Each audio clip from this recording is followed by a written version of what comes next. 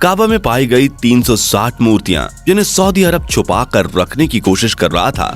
जी हाँ दोस्तों, हम सभी को पता है कि सऊदी अरब एक इस्लामिक देश है जहां भगवान को मानना तो दूर की बात है, गैर मुसलमान का यहां के मक्का शहर में कदम रखना भी किसी पाप से कम नहीं है। ऐसे में मक्का शहर में पाई जाने वाली 360 मूर्तियों का राज क्या है? क्या वहां पर मूर्तियों की पूजा होती है? अगर हाँ, तो वहां किन किन देवी देवताओं को पूजा जाता है, चलिए जानते हैं।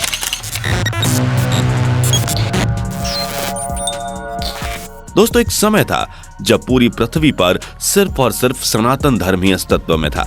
तभी तो आज सनातन धर्म दुनिया का सबसे पुराना धर्म कहलाता है, क्योंकि पृथ्वी पर एक वक्त पहले इसके सिवा कोई दूसरा धर्म नहीं था। लोगों की एक ही संस्कृति, एक ही सभ्यता थी। लोग एक ही तरह की जीवन शैली को अपनाते थे और उनमें कोई भी मतभेद नहीं होता था। उस समय प्रत्येक मनुष्य अपनी आस्था और विश्वास के लिए स्वतंत्र था।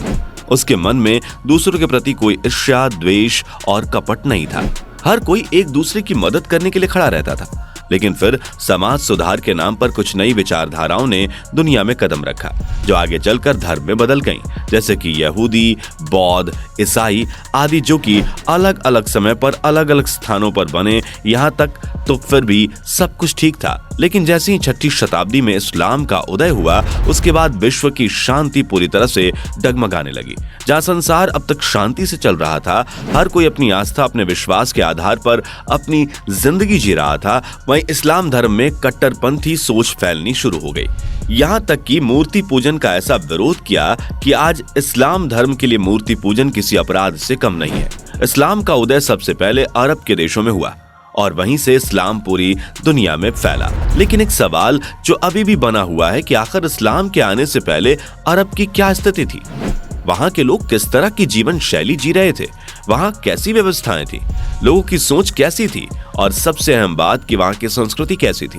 दोस्तों, इस्लाम धर्म के ठेकेदार अक्सर ये कहते हैं कि अरब में इस्लाम के आने से पहले चारों ओर अज्ञानता फैली थी, हर तरफ तबाही मची हुई थी, औरतों की कोई इज्जत नहीं थी, लोग आपस में लड़ मर रहे थे। इस्लामिक हदीसों में इस्लाम से पहले वाले दौर को जहालियत कहा गया है। ऐसे में यह बात तो साफ तौर पर स्पष्ट है कि इस्लाम सृष्टि के आरंभ से तो नहीं है। और इसी के साथ ही साथ ये सवाल भी उत्पन्न होता है कि क्या इस्लाम आने के बाद अरब में राम राज्य हो गया था? या फिर ये कह लीजिए कि जहां जहां पर इस्लाम धर्म ने अपने झंडे गाड़ रखे हैं, क्या वहां पर पूरी तरह से शांति है? सब कुछ बढ़िया है, इस्लाम धर्म ने सब कुछ सही कर दिया है।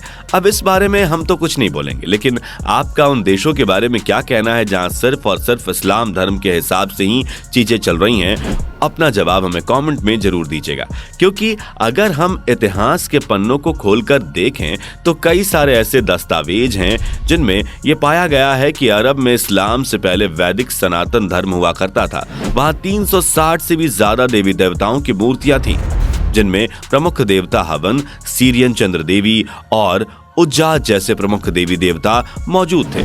इतना ही नहीं, वहां के लोग ग्रहों की भी पूजा करते थे और इस चीज का खुलासा खुद कैरन आर्मस्ट्रांग ने अपनी किताब इस्लाम अ शॉर्ट स्टोरी में किया है। दोस्तों, आपको बता दें कि जब सऊदी अरब में इस्लाम का उदय हुआ तो सभी मूर्तियां व मंदिर नष्ट कर दिए गए। लेकिन यही नहीं, प्राचीन इतिहास भी पूरी तरह से नष्ट कर दी गई, इसलिए ताकि आगे चलकर कोई यह जान ही ना सके कि इस्लाम से पहले कोई यहाँ दूसरी संस्कृति भी हुआ करती थी।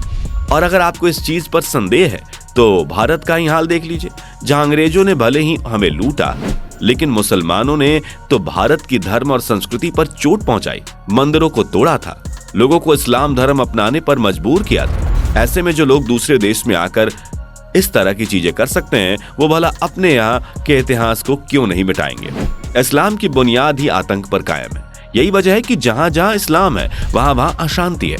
और ये हम नहीं कह रहे, बल्कि ये इतिहास बताता है। दोस्तों, इस्लाम अ शॉर्ट स्टोरी बुक के अनुसार काबा में 360 मूर्तियां साल के 360 दिनों का प्रतीक थी, जिन्हें इस्लाम के उदय के बाद मुसलमानों द्वारा समाप्त कर दिया गया। अब काबा का असली सच क्या है, इसे लेकर कई तरह के कयास लगाए जाते हैं क्योंकि असली इतिहास गायब है। मुसलमानों को यह भी डर था कि दूसरे लोग काबा आएंगे और उन्हें सच का पता चल जाएगा, इसलिए उन्होंने गैर मुस्लिमों का काबा में प्रवेश ही प्रतिबंधित कर दिया। जद्दा से मक्का जाने वाले रास्ते पर बड़े बड़े बोर्ड लगा दिए गए जिन पर साफ लिखा होता है कि काफिरों का प्रवेश वर्जित है। हालांकि अब काफिरों की जगह गैर मुस्लिम लिख दिया गया है। वैसे अगर हम काबा की बात करें तो ठीक है, इन बातों को स्वीकार किया जा सकता है कि इस्लाम धर्म के लोग ये नहीं चाहते कि जिस इंसान को अल्लाह पर विश्वास ना हो वो अंदर ना जाए, लेकिन पूरे के पूरे मक्का शहर पर गैर मुसलमानों का प्रतिबंध लगा देना ये कहीं से भी सही नहीं है। लेकिन दोस्तों, अब सच को कितना भी छुपाया जाए, ये एक ना एक दिन तो सामने आएगा ही।